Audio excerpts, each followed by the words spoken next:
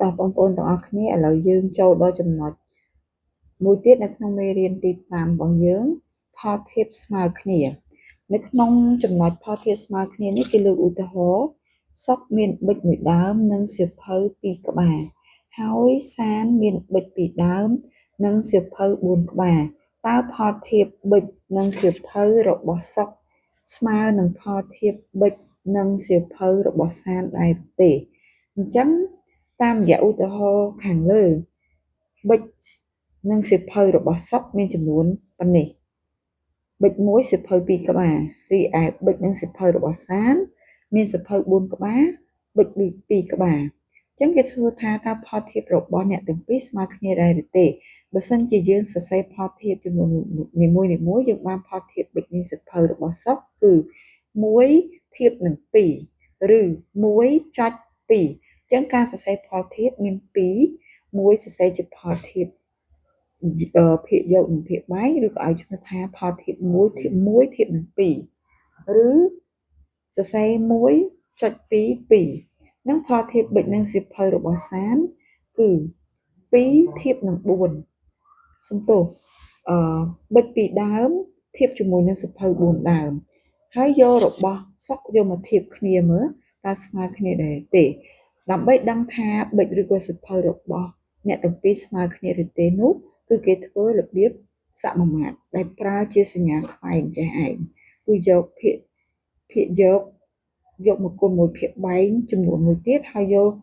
ភាគយកចំនួនមួយទៀតយកមកគុណភាគបែងចំនួនមួយទៀតគុណខ្វែងទៅបើសិនជាគុណទៅឃើញតម្លៃដូចគ្នាដូចជា2គុណនឹង2ស្មើ4 1គុណនឹង4ស្មើ4ចំនួន2នេះស្មើគ្នាមានន័យថាផលគុណខ្វែងរបស់ផលធៀបទាំងពីរស្មើគ្នា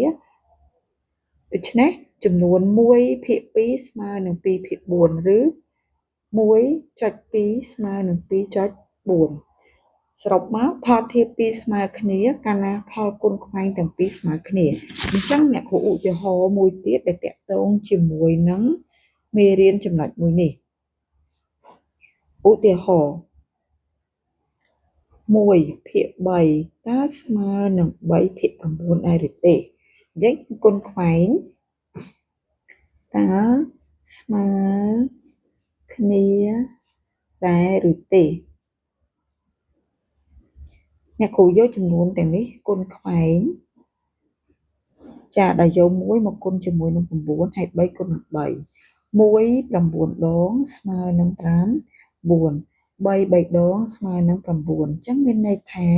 1ភាគ3ស្មើនឹង3ភាគ5 4គឺប្រភេទទាំងពីរនេះគឺស្មើគ្នាអ្នកគ្រូឧទាហរណ៍មួយទៀត2ភាគ5តើស្មើនឹង5ភាគ10ដែរឬទេអញ្ចឹងអ្នកគ្រូគុណខ្វែង2គុណនឹង10ស្មើនឹង20 5គុណនឹង5ស្មើនឹង25អញ្ចឹង1ស្មើ25មួយទៀតស្មើ20អញ្ចឹងមានន័យថាប្រភេទទាំងពីរមិនស្មើ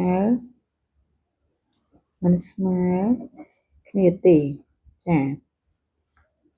អញ្ចឹងបងប្អូនទាំងអស់គ្នាចាំតាមអនុវត្តលំហាត់ទាំងអស់គ្នា